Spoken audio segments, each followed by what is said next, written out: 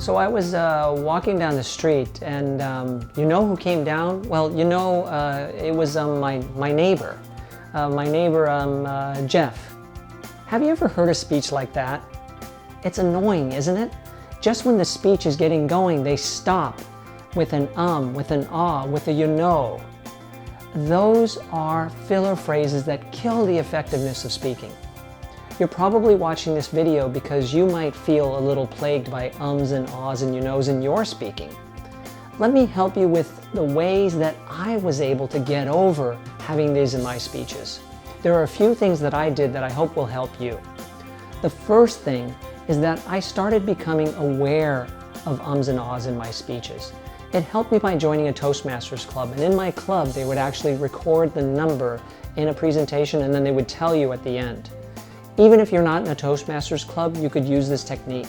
You could record yourself, whether by audio or video, and write down the number of filler phrases that are in your speaking.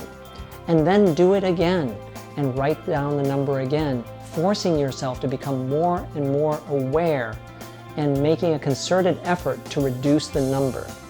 That will improve over time as you use this difficult but worthwhile technique. The second thing that I did was to rehearse more. I found that the better prepared I was, the more confident my delivery, and the more confident my delivery, the fewer ums and ahs were in my speeches. So I almost turned a corner at some point where I just became a better speaker through my rehearsal and practice so that the ums and ahs started to melt away. And I believe that will work for you too if you do the hard work. And number 3, I learned the power of the pause. Now this is a more advanced technique, and if you're a beginning speaker, this will be harder for you. However, there are a lot of values and benefits to having pauses in your presentations, and I'll get into that in another video. But for now, understand that when it's time to fill the air, just pause. Don't say anything.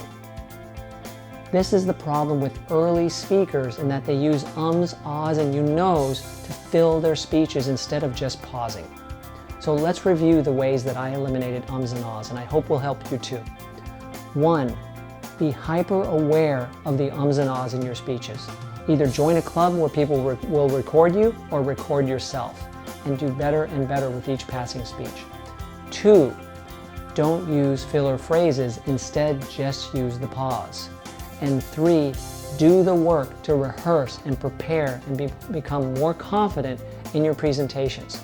By using these techniques, I think you too will turn the corner and start to see the ums and the ahs and the you knows just fade away.